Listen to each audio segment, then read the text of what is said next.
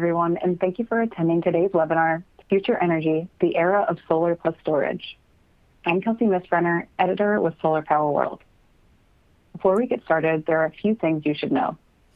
This webinar will be sent to all registrants so you can view it again at your convenience. Slides are available to view at any time via the resource window on your screen. And finally, if you're watching us on demand, you can still use all of these features. Let's get started with today's webinar, Future Energy, the Era of Solar plus Storage. Today's speakers are Michael Mendick, Country Manager at GoodWe USA, Felipe Gregoire, Senior Technical Product Manager at Kenyan Solar, Chloe Holden, Energy Storage Analyst at Wood Mackenzie, Adam Cordova, Director of Technical Service for GoodWe USA, and Devin Wilson, Director for North America for BYD Battery Box. Today, we'll learn about the issues with the residential energy storage system. And now I'll turn things over to Michael. Yes, hello and good morning, everyone. I'm really pleased to talk about GoodWe and our mission as an innovator in smart energy. We are starting our subsidiary in the US, and I'm excited to tell you more about it.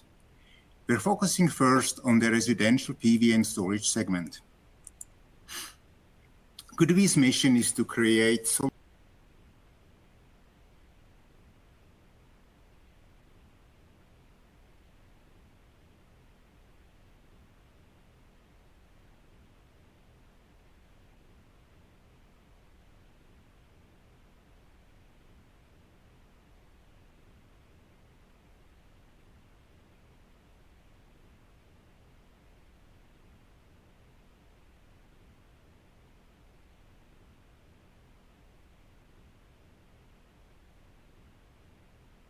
Michael, I think you might be muted. Can you try checking on that?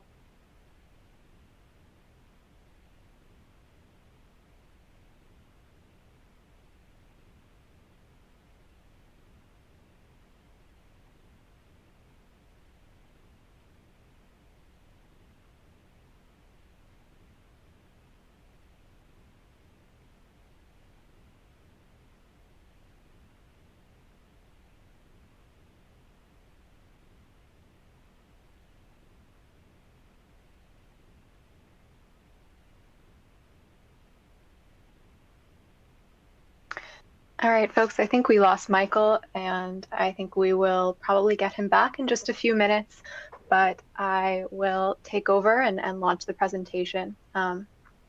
So my name is Chloe Holden. I am a storage research analyst at Wood Mackenzie, and I'm going to share a quick overview of Wood Mackenzie's deployment numbers and our residential solar and storage forecast for the United States. So thank you for GoodWe for hosting this webinar, or for having us on here, and to Kelsey as well. So as everyone knows, residential solar plus storage is a quick growing market segment of the storage industry. We are seeing slow but steady growth in installations. Wood Mackenzie's latest data for the US, which captures solar plus storage installations in Q4, shows that the market had its biggest quarter to date. The US storage market installed 123 megawatts of storage in homes from California to Michigan to Puerto Rico. Most of that, the vast majority, paired with solar. And we believe at Wood Mackenzie that those numbers would have been higher if not for the difficulty that residential installers are currently having getting enough batteries. As we've seen, economy-wide, there's been supply chain issues, and those are especially acute in storage right now for a number of reasons that we'll get into. So I'll go over some of the various state markets where batteries are seeing special growth, and then I'm going to zoom out and look at the trends that are limiting growth, including supply issues, and then I will also review some forecasts. So the leading residential storage market in the US remains California. California is the market where solar plus storage makes the most financial sense for a homeowner currently. A major factor in that is mandatory time of use rates in parts of the state. Those put a heavy cost burden on customers for using energy at certain times of day which a battery can help resolve by allowing the customer to use their solar at times of the day when it's expensive to draw from the grid. We can see on the graph here, California in blue makes up a pretty significant portion of residential storage installs every quarter. However, time of use rates aren't the only driver. The public safety power shutoffs that PG&E and SCE, two major California utilities, have instituted are also driving installs. Those are intended to help prevent their infrastructure from sparking wildfires, and the measures, while important for safety, are causing discomfort and even actual danger for Californians who may now have their power cut off on short notice, and certainly are losing power more frequently than they were used to. So Californians are increasingly recognizing solar plus storage as a clean backup power solution that keeps the lights on during these outages. And we also have some additional perks for folks who want to get storage in California: the self-generation incentive program, a rebate which can knock off up to thousands of dollars from a battery purchase, supports a number of installs, although the program is coming to a close. So fortunately for the storage industry, despite as the self-generation incentive program winding down, demand will continue to be strong. So strong actually that the battery vendors who are serving California are struggling to meet demand. It's easy to spend a lot of time on California since half of our installs in Q4 took place there. But as we can see, the percentage of installs that are in California is actually shrinking. It's been more than half for many quarters, but other markets are expanding and taking over some of that market share. As we reflect on Q4, there are some really interesting things happening in other parts of the US to discuss. Puerto Rico's position in the residential solar plus storage market is one of the key stories of 2021. According to Wood Mackenzie, we've seen thousands of new residential systems being installed each quarter, and attachment rates are rising and sky high. We're seeing increasing competition between installers in Puerto Rico and other island markets who are marketing to customers aggressively in the wake of power outages. We saw a number of power outages there this summer. And these severe outage fears are causing customers to choose batteries and solar to achieve peace of mind, despite batteries, not being a cheap solution. But the costs are falling and the value is rising. We see some similar dynamics in Texas. Texas saw attachment rates skyrocket in Q3 and Q4 after dire power outages related to the big freeze event in February 2021. So in Q4, over 10 megawatts of residential batteries were installed in Texas. Some installers are seeing attachment rates there of up to 40%, which is just a massive change from 2020. Outage concerns are also increasingly driving solar plus storage market growth in Florida, parts of the Southeast like the Carolinas, and parts of the Midwest. We also hear in states that are not close to or undergoing the same kind of market dynamics than that Texas or Puerto Rico are, that when these outage events become well publicized, they do tend to influence sales. So in a state like Arizona, which doesn't see dramatic outage events, the events in Texas have prompted folks to pursue storage, and those kinds of big news stories can have ripple effects even in beyond the states where outages occur. Generators and solar plus storage continue to provide backup in outage-prone areas, but there are numerous kind of advantages that solar plus storage has over generators, and those are increasingly becoming something that customers are concerned about. Fuel shortages in particular and true emergency situations are making solar plus storage increasingly appealing over generators as a fully self-sufficient backup solution.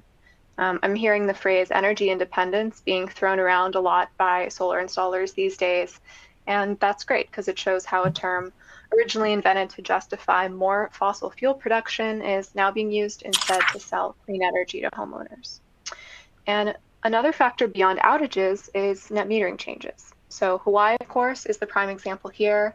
Hawaii is visible on the graph and always contributes a good number of installations to our quarterly total. And when export rates are low or, kind of rock bottom and net metering has been reformed, storage is needed to enhance self-generation from solar and make the solar value proposition work. So we expect to see net metering changes in more states, and we're keeping a close eye on California. We've seen those changes prompt more storage installation in Michigan recently, and that's something that can contribute to more storage penetration. And that brings us to downward pressures on the market that we saw limiting storage installation this quarter. Again, from this graph, there's clearly growth that broke out in 2021, significantly greater installation levels than 2020. But we believe that we would have seen more storage if not for some of the supply chain dynamics.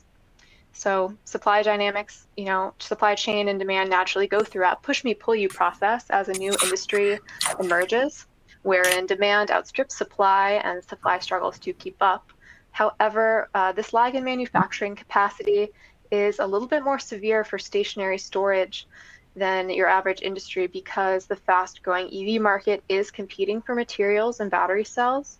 And so as manufacturing ramps up, there are some complicating dynamics there, particularly for certain vendors.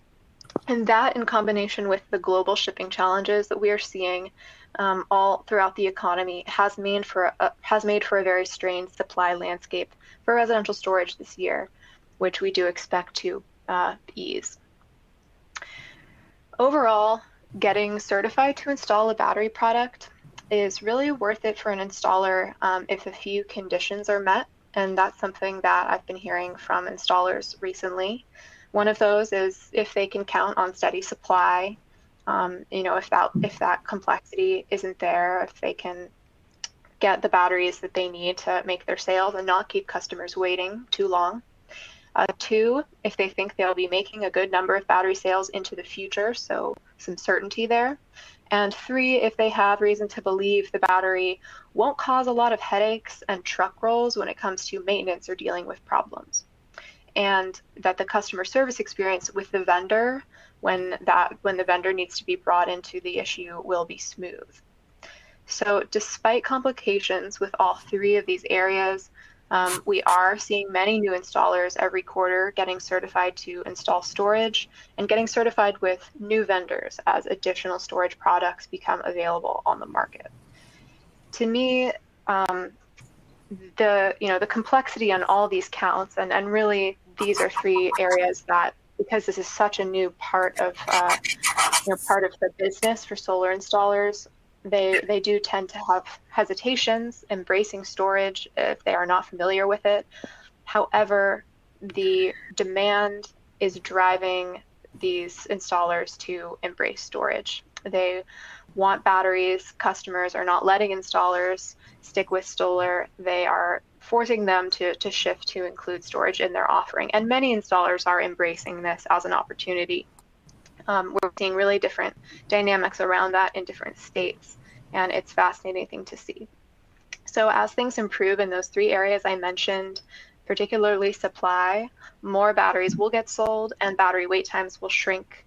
And with every new expansion of manufacturing capacity and vendor-installer relationship that is forged, the storage industry gets closer to meeting demand in an efficient manner. I'm going to share a very quick overview of policy developments recently in the US. These are only from the last few months or so.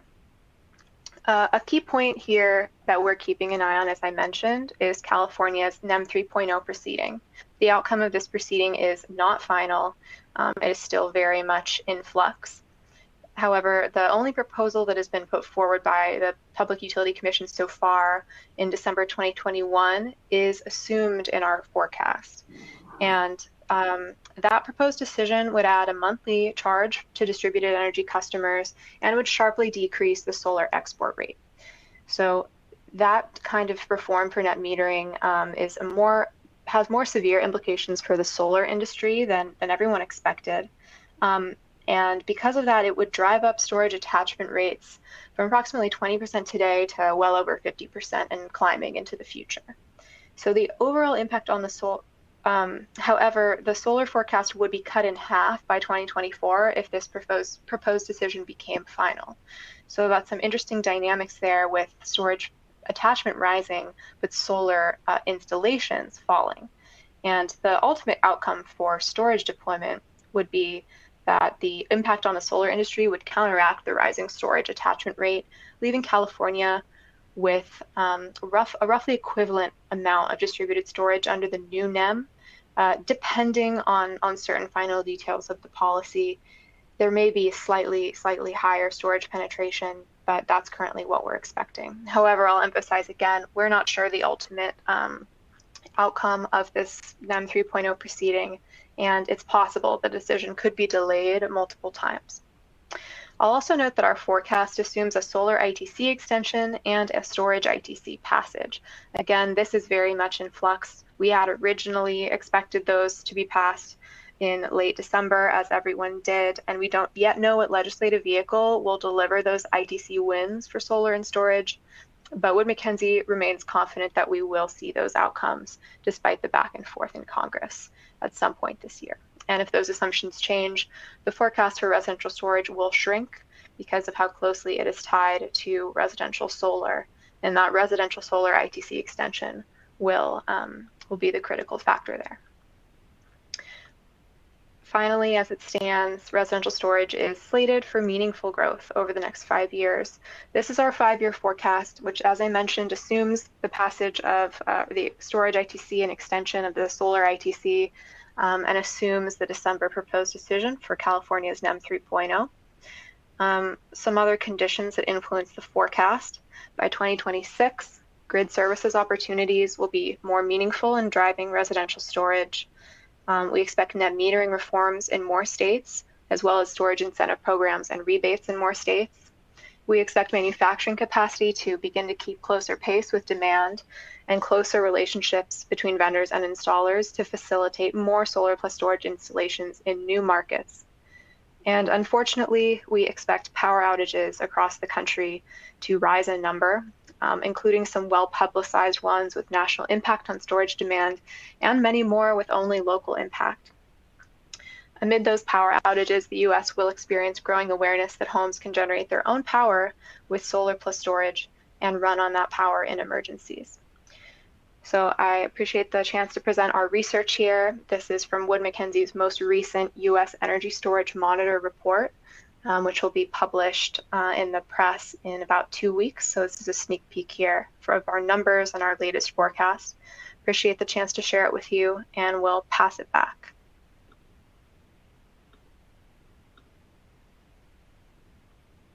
Sounds good. Thank you very much for that, Chloe. So let's go ahead and take a closer look at GoodWe's energy storage solutions. So we'll start here with our 3 residential inverters here on the left. We have our AES, which is our hybrid solution. We have our AVP, which is our AC coupled solution. We also have our AMS, which is our solar PV inverter. We have our auto transformer, which is the small box here in the center. That is utilized for backup 120 volt scenarios. We also have our SEC US battery that can go up to 20 kilowatt hours. Each battery module is 2.5 kilowatt hours.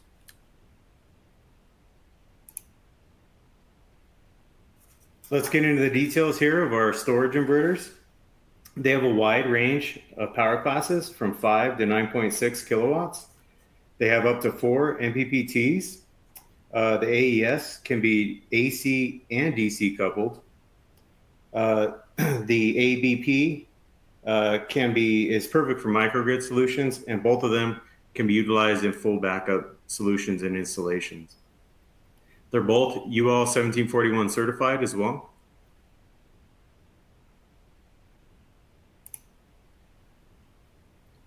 Here is a typical installation or mock installation of a partial backup solution with a hybrid inverter.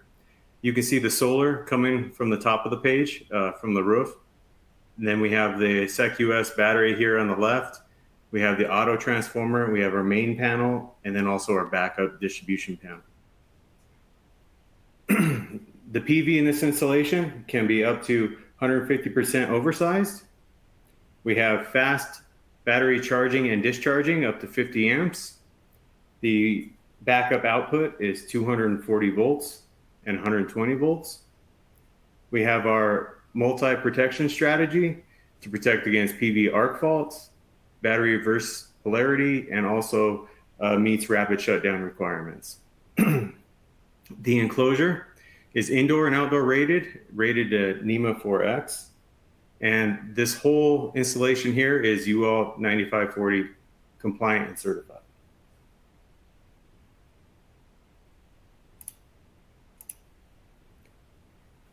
Here's a one-line diagram basically of the previous slide. Let me get the pointer going. There we go. What I wanted to point out here is that you can see the installation of the included CTs that can monitor the power along with our internal smart meter of the complete installation and system. This way we can monitor and have a good awareness of what's going on at each installation.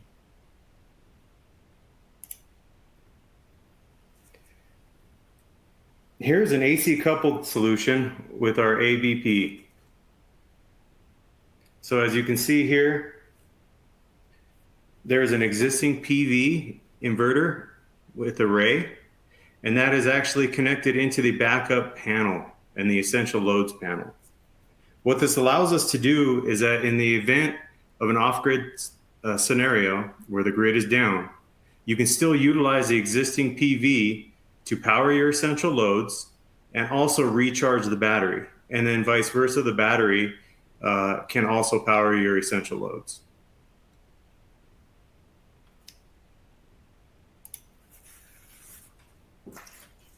Here we have a full backup solution with an ATD. The ATD is GoodWe's version of an ATS. It allows us to disconnect from the grid and connect to the inverter's backup circuit in off-grid situations.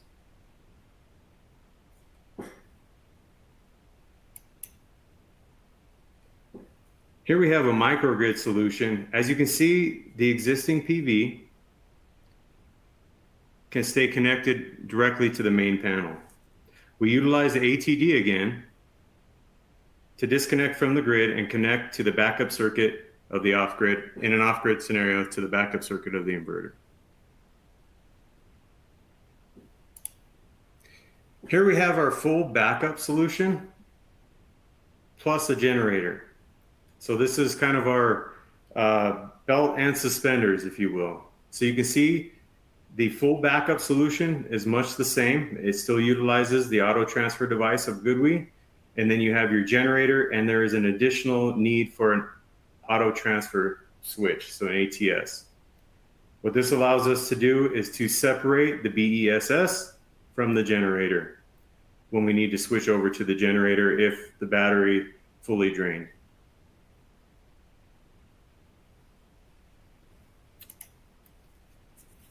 We have 3 working modes for each of our storage inverters. We have our self-consumption. Our self-consumption prioritizes local loads, then it charges the battery, then it sells to the utility. We have our backup use, which prioritizes keeping the battery charged and ready for any outages, either planned or unexpected. Then we have our time of use working mode. Our time of use working mode allows you to schedule your charging and discharging of your battery to avoid any peak rates for your utility.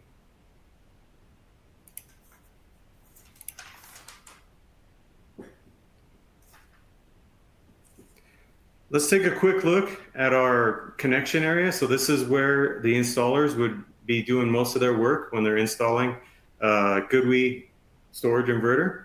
You can see here on the top, we have our smart meter. Then we have our rapid shutdown transmitter.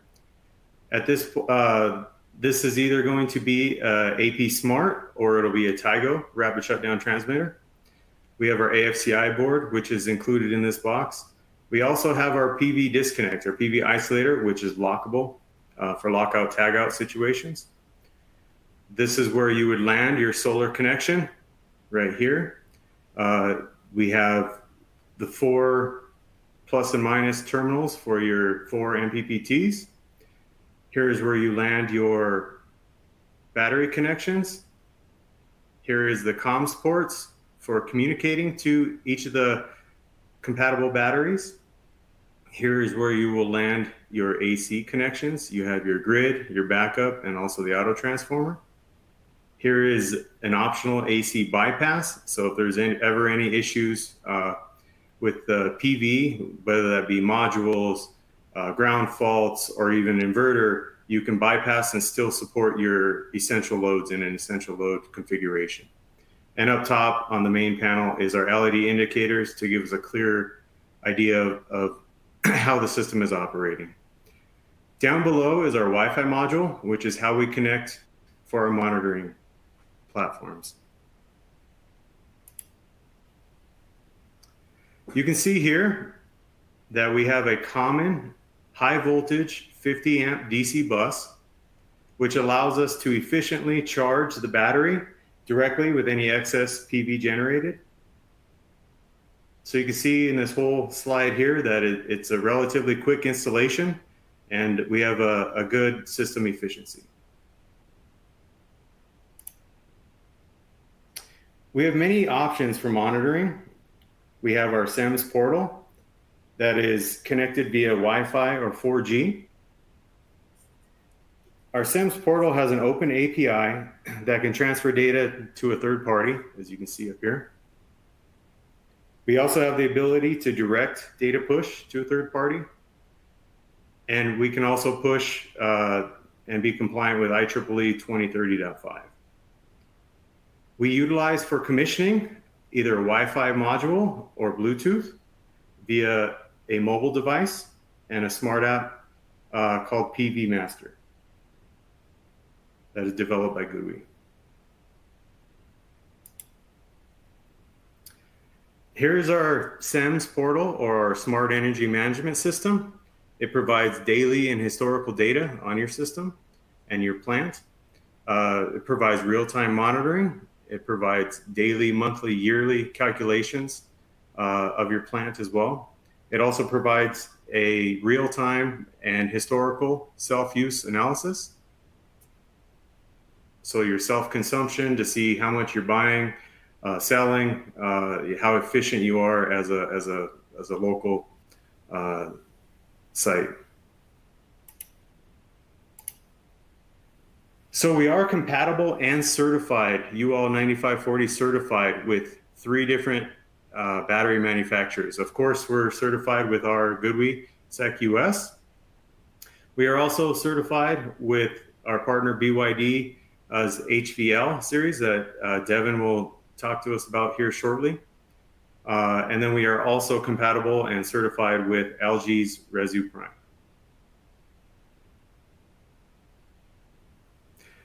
We also have an open BMS protocol, so it is possible for third-party high voltage batteries to be certified going forward.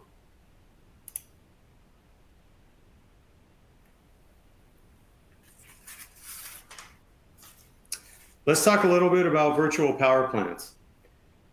So distributed power sources and storage batteries can be remotely controlled by IoT equipment and function as if they were one power plant.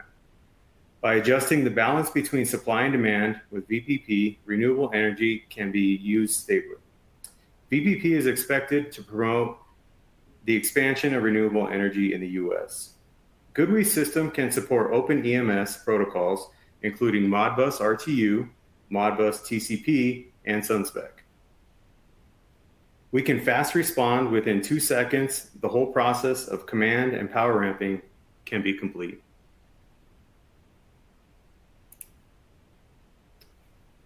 This is an example of a DC VPP that we have performed for a customer in Hawaii. If you can see my mouse, you can see here the first house only has a DC to AC converter.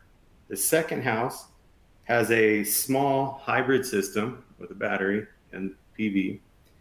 And then the third house has a large hybrid system with lots of storage. All of the PV and battery energy can be shared through the DC bus up here and support all of the houses equally.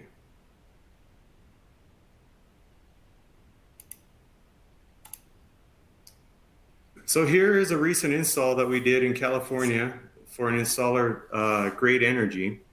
Their customer was a retired engineer with a 15-year-old PV system. He wanted to upgrade to a new and complete energy storage system. The customer did plenty of research on the latest and greatest inverters and home battery options. Important to him was the LFP battery chemistry, quicker charging times, especially in the cold winter months. And then something that was scalable and cost-effective, more bang for the buck. Meeting the customer's strict requirements, was a challenge, but one of the highest requirements was also his timeline. So he wanted a quality product, but he also wanted it installed quickly. And we all know about the supply chain issues lately. So with that in mind, the GoodWe AES 7.6 was chosen, as well as the BYD HVL 16 kilowatt hour.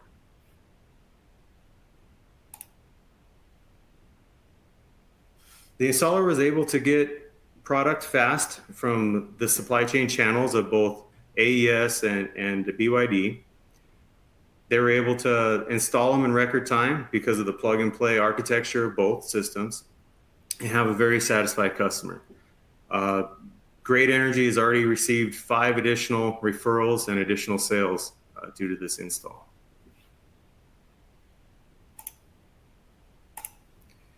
Here's the words directly from Great Energy's owner.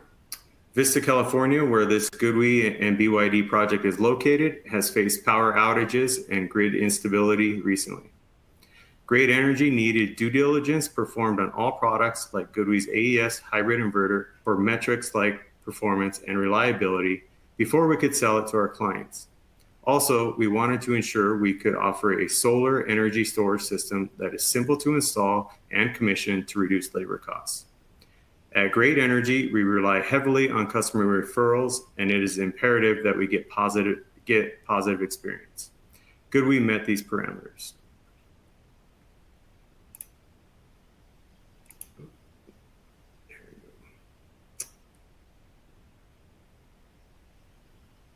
So for future generations of GoodWe's products, we will have a higher PV input, larger capacity, the availability to have a third DC input EV charger.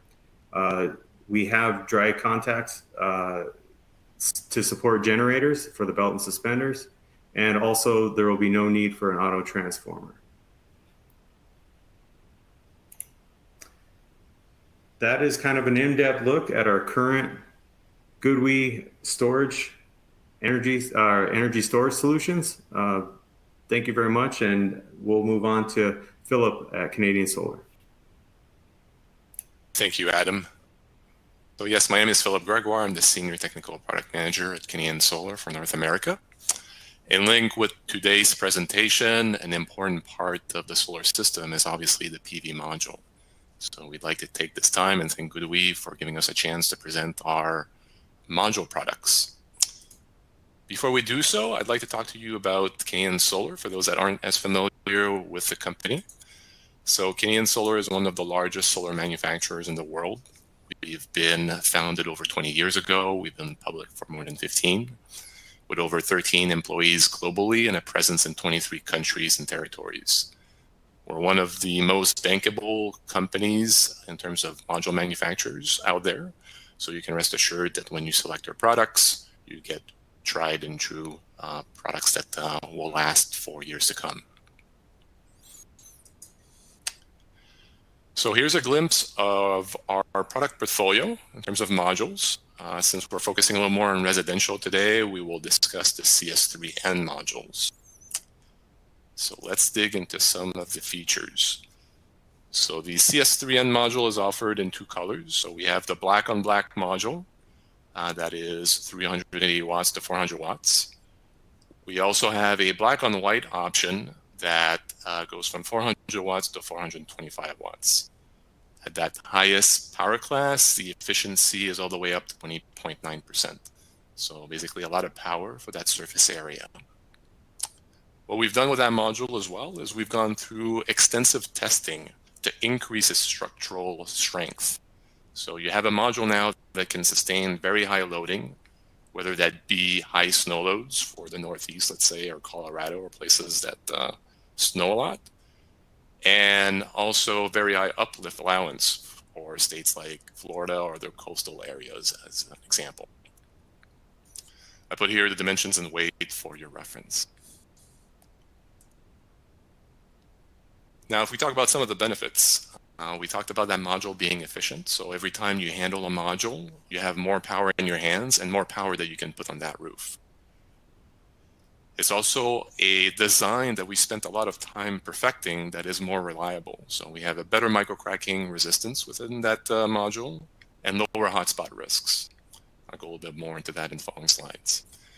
We're compatible with power electronics or MLPEs that can be installed on rooftop applications, namely TIGO and SunSpec rapid shutdown devices. On the mounting side, we are compatible at those high pressures, but with also a variety of different mounting options. All in all, the goal is to improve the economics of your solar system. So we're able to lower the balance of system cost. Mentioned the high power of the modules. So every time you manipulate one module, you're manipulating more power. You need to put less modules for the same amount of power. So that means labor savings. Since you have less modules, you have less MLPEs or rapid shutdown devices. And since the aspect ratio is higher, while the length of rail needed for a portrait installation is typically lower. All that leading to better and lower levelized cost of electricity. Now, if we dig into some of the features that may not jump at you when just looking at a data sheet, one of it is performance. So this module is a very low nominal module operating temperature, better temperature coefficient for hot climates, better shading tolerance by its arrangement, better low radiance performance as well, and excellent light-induced degradation or light and elevated temperature-induced degradation. And the last one is the graph I'm showing here, with that performance being roughly half of what is the industry standard. So beyond the module power that you see on the datasheet, what's important is how much you're able to harvest in terms of energy. And by being able to address all these points, you're able to actually harvest more. Another good aspect is reliability. So in the past, you had those bigger cells with less bus bars, and a loading event would happen or an impact may happen on the module, a microcrack may occur. Now the question is, when will that microcrack terminate? So in the case of this module, we've increased the number of bus bars and cut the cell in half as well, so that microcrack can terminate quicker, and therefore the performance of the module remains intact. Similar reliability concern would be hotspot risks. So if we take into account a worst case scenario where you possibly have a leaf from a tree flying and landing on a module covering a full cell, there's potential for the current within that substring to need to be dissipated through that cell. Now, no cell is created equal or uniform, so a hotspot could develop if the temperature is too high, which could lead to catastrophic failure of the module. Now, with the design of this module and how we've rearranged our cells, we've reduced the internal current of the module, therefore reducing the hotspot temperature of the module, making it much safer and less prone to hotspot risks. And the last aspect I'd like to touch in terms of reliability is structure. So per standard, we are required to test those modules to sustain a maximum static load. That will determine what is the maximum loading that the module can sustain without breaking or dislodging from the racking. But beyond that, if you look at the snow and the amount of pressure that's put on the module, you could easily assume that a microcrack could start building. And then as the snow is removed and the wind blows and stops, you have that flex in the module that may propagate the microcracks. So to measure this and the impact of the module, we do a lot of testing and have implemented dynamic load testing to measure the performance of the module after such events. Furthermore, as you may have repeated wind effects and again deflection of the laminate and this may lead to fatigue of the material and eventually leading to failure, even though it might not be the maximum pressure it's sustained. So all three methods have been implemented at Kenyan Solar to make sure that beyond just the initial max load, we also take a look at the electrical and the long-term structural impacts of these installs. Then lastly, a 1.5 safety factor is applied per standard, so you can rest assured that any variance within all this testing is well captured and accounted for. So with this module, we were able to extend the maximum pressure, like I mentioned earlier, to very high limits, as you can see here, for a variety of different mounting options. We have some of the companies to which that relates to and how they are capturing the module. Other options that are out there is railless options, which we can also allow. Now, with all these technology advancements and benefits that we've incorporated into this module, we were actually able to improve the product warranty from 12 to 25 years.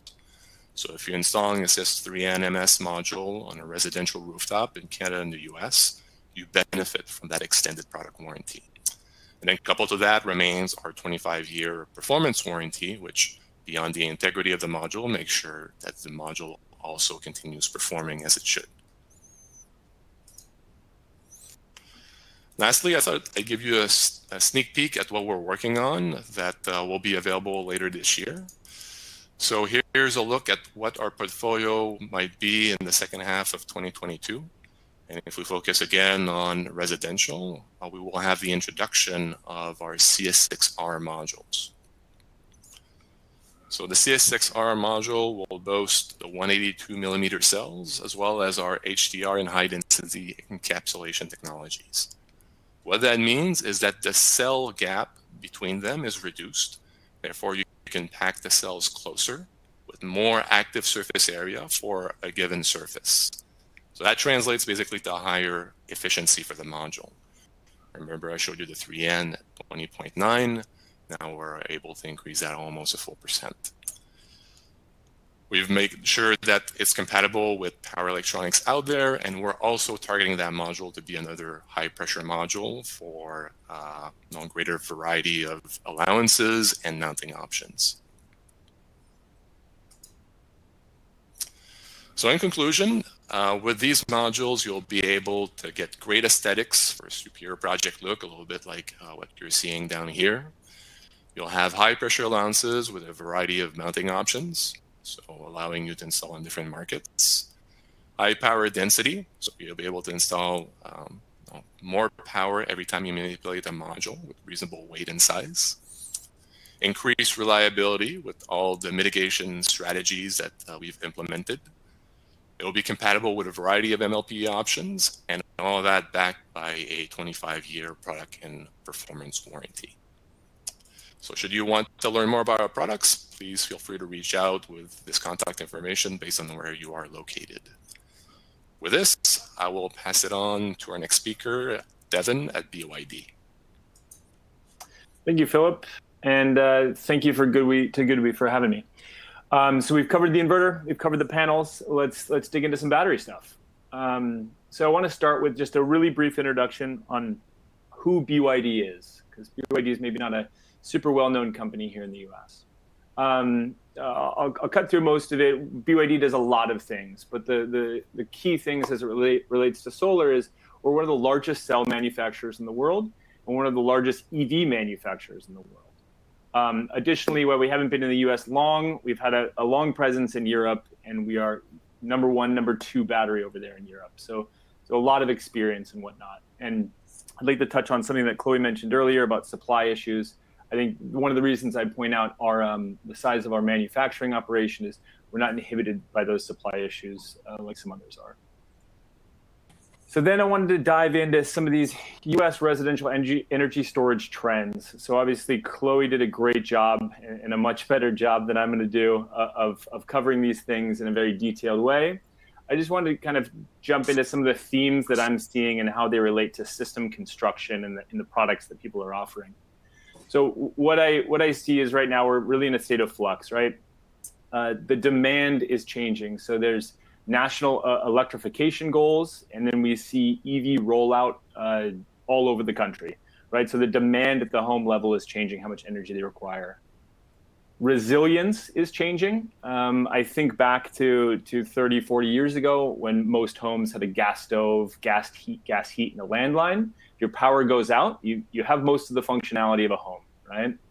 Nowadays, we have a lot more electrical appliances. We have the presence of internet, cell phones, and those related devices. And especially recently, we have the whole work from home ecosystem, right? So a power outage doesn't mean just, oh, we'll have to put some candles out or a lamp out. It means you can't work anymore. So I think there's been a rise in outages, but also a rise in the impact of what that outage has. And then economics are changing, right? We see rising energy prices this week, especially. And then we see a lot more dynamic energy pricing, so time of use rates and whatnot. So I bring all this up not to dive into them in detail, but to kind of look at my key takeaway when we talk about designing an energy storage system and kind of planning out installs of energy storage systems is that there's all these rapidly changing, evolving drivers. And so what they call for is a flexible system, something that can be utilized all over the country at a different size, different power levels, and be able to grow and adapt as things change. So let me give a spotlight on an adaptable home energy system, which is the GoodWe and BYD system. So here we see GoodWe's power classes and BYD's capacity levels right here. So immediately you can see is that an installer is able to pick the right solution for the customer's needs right now, the right level of power and the right capacity. Obviously, we know that batteries are expensive. So we want to make sure that while we take into effect what's going to happen in the future, we're conscious of that initial investment. So our system allows you to tailor the exact size to what the customer needs right now. Coupled with that is the ability to scale it. So while a customer may need X right now, they might need more in the future, and they probably likely will need more in the future. And so our batteries offer the ability to add additional modules at any time. So what this allows you as an installer to do is to kind of future-proof your offering. So so you can say, yes, let's start with a 20 kilowatt hour system with the confidence that if you need more capacity, we can add individual modules and whatnot. So then talking about flexibility is the install process. So our product stacks up and it's all internally wired. So as a result, as an installer, you can go out to site and you can know that wherever that customer wants that battery, you can easily carry those pieces to that location and stack it up very quickly. So it just affords some flexibility of knowing you're not limited by the kind of geometry of the home. And then getting into installation locations specifically, what we see is there's a lot of changing regulation about how much lithium can be installed inside a non-habitable space inside of a home. And so one of the things we offer with our batteries is indoor and outdoor installation ability. And so that just gives you the confidence that if things were to change or a customer doesn't have the space inside of their home or they just get uncomfortable with the idea of it being in the garage, you can always install that battery outside. So again, just flexibility. I'm not going to spend forever on this because we don't have a ton of time here, but I'd like to point out, as Adam mentioned, we're offering an LFP solution. And there are a lot of competitors of ours, a lot of large competitors of ours that offer NMC solutions. And I think it's kind of known within the industry that LFP is a much better chemistry for stationary storage. Why? It's safer, it can provide higher power, it's got a better degradation life cycle curve, better thermal performance, and it's more environmentally friendly. I say that because of the chemicals that are going in there, iron and phosphate versus manganese and cobalt. Obviously, NMC is a lighter chemistry, but we look to negate that with our battery design and having a modular design, so it breaks up into smaller pieces. I want to touch for a second on power, because here in the US, one of the biggest drivers is the backup use case. And so when you're in backup mode, power is hugely important. And often people, when they look at their energy storage system, they say, okay, my inverter delivers the power and my battery provides the capacity. But it's important to remember that it's an energy storage system. Both pieces are links in the chain. And if your battery isn't able to deliver the power that your inverter is rated to, you won't achieve the power of that inverter. So we see a lot of combinations on the market where the battery is the limiting factor. And even though your inverter, it's a great inverter and it's got this high nameplate power, it's never going to hit that because the battery limits that. The battery's down to 3 or 4 or 5 kilowatts. Conversely, with our batteries and with GoodWe's inverters, you're getting a nice high power inverter, and then you're pairing it with a battery that has capabilities that exceed the inverter. So you never have to worry that this is going to be the weak link in the chain. I think this is hugely important when we talk about the backup use case. So that's all I have for you now. I'm going to hand it back to Michael and Solar Power World for a last couple slides. Thank you. We are going to try to get to a couple questions in our 10 minutes left here. So whichever presenter thinks they would like to answer the question, just feel free to speak up. So the first question, if Florida's net metering cuts are signed into law, how do you think that will impact the solar plus storage industry down there?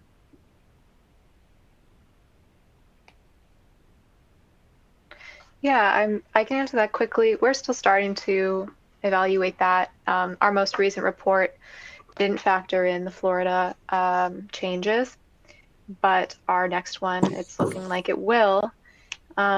And just super high level, it would overall reduce the number of solar installs that happen, but increase the attachment rate, similar to what we're seeing in California.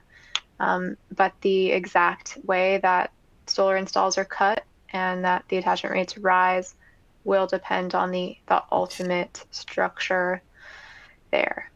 So it's a little bit in flux.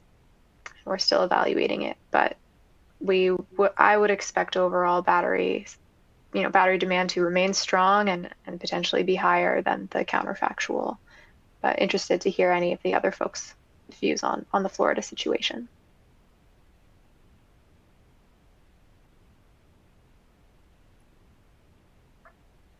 All right, if nobody has any other comments there, let's move on to the next one.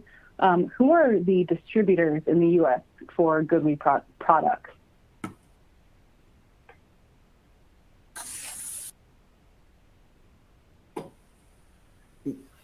Michael, did you want me to answer that? Yeah, I can maybe. Go ahead, Michael. Yeah. Sorry, I dropped out. Everyone. So our distributors are Greenwich on the West Coast, on the East Coast. They're working with Greenwich, and we're working with other ones, the Power Store, and so on, that you can go ahead and place orders and call them. And also expanding to CEDs. Thank you. All right, thank you. The next question, does Kenyan Solar offer bifacial module? Yes, we do. And let me maybe go back to one of the slides so I can show the audience what that might be. So basically, every module with a B within the naming after the cell technology means that it's bifacial. So we've been producing them for years now. Actually, we started with double glass before bifacial. So we have great experience in those and have plenty to offer. So please reach out if you have any questions on those. Thank you. Next question, how does LFP battery capacity degradation compare to standard lithium ion? I'll jump on that. Lithium ion is an umbrella term, right? And it covers LFP and NMC. And so what you can look at, each manufacturer, including BYD, we do a lot of testing in this realm. We do highly accelerated life testing. We do it at high temperature, regular temperatures, all of that sort of thing. So there isn't really a standard lithium ion degradation. I think maybe there's some things in the industry that are used, but the different chemistries degrade at different rates. And so I think if you look up online, there's like Battery University and whatnot, they'll show you some of those more standardized curves. We can also talk about what BYD's degradation curves look like in highly accelerated life testing. But the point there is that what we generally see, is that LFP's curve is a shallower curve than NMC, and hence the longer life. Thank you. The next question, is GoodWe looking to enter large-scale commercial energy storage systems? Yeah, hello, it's Michael here again. I'm happy to answer that one. So we're definitely entering the commercial space and looking also, of course, for utility scale and farther ahead for energy storage as well. So we're here to stay and we are here to grow, for sure. Thank you. All right, and then the last question today, how are changing code regulations impacting residential storage rates?